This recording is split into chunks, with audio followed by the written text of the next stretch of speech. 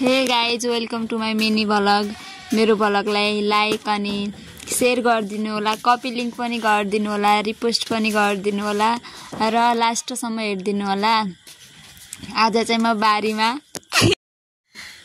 बारीमा आएको बोडी र आलुको तरकारी बनाउनको लागि बोडी टिप्दै र मकै लगाएको छु। आजभोलि बोडी चाहिँ धेरै फलेको थियो गाइस। अब बोडीको सिजन गयो, बोडी थोरै छ।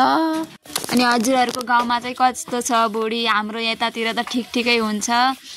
अब चाहिँ टिपेर सकिन्छ। एकदम गर्मी हुन लाग्यो, अरु तरकारी लाउने सिजन आयो।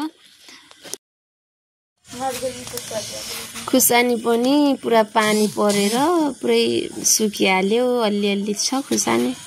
रातो खुर्सानी चाहिँ टिप्दै छु तरकारीमा हाल्नलाई।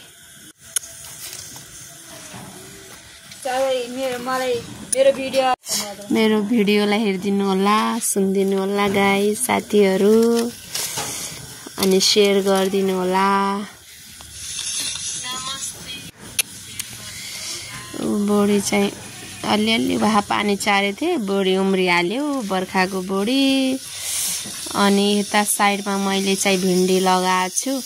अलि सानो भएको छ उम्रेर चाहिँ। पानी नपरेर आज पानी पर्ने जस्तै छ। करेलाको झाड, खुर्सानी यस्तो पिरो छ यो खुर्सानी गाइस, यस्तो पिरो छ। आज बोडी आलुको तरकारी खाने हो। अनि यो चाहिँ टिपेको खुर्सानी चाहिँ सुकाउनु पर्ला, पछि पनि खानुहुन्छ रे गाइस, सुकाए पनि हुन्छ। काँक्रा हेरौँ न, काँक्राको बोटो मेरो पुरै ढलेको रहेछ के अहिले देखेँ मैले चाहिँ। यति भयो मेरो तरकारी खुर्सानी।